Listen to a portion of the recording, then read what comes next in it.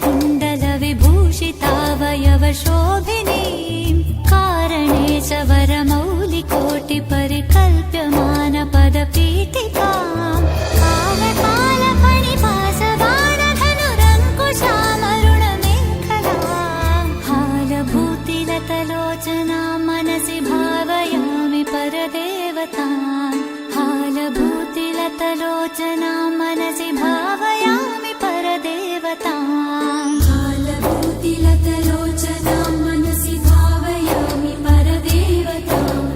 हालभूतिलतलोचनां मनसि भावयामि परदेवताम्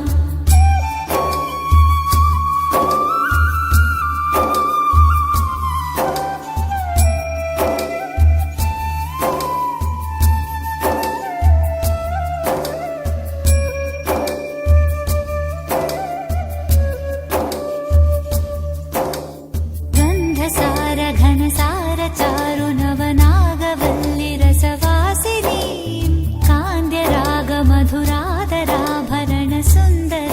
कान्द्यरागमधुरादराभरणसुन्दराननसुचिस्मितां मन्दराय रविलोचनाममलबालचन्द्रकृतशेखरी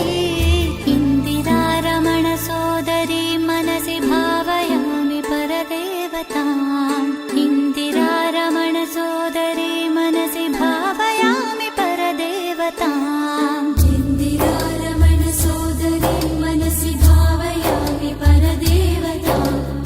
इन्दिरारमणसोदरी मनसि भावयामि परदेवताम्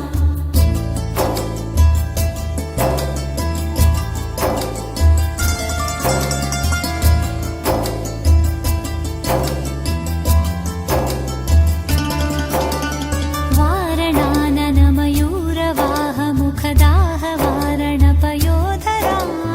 चारणादिसुरसुन्दरी चिकुरशेखरी कृतपदाम्बुजां कारणादिपतिपञ्चकप्रकृतिकारणप्रथममातृकां वारणान्तमुखपारणां मनसि भावयामि परदेवतां वारणान्तमुखपारणां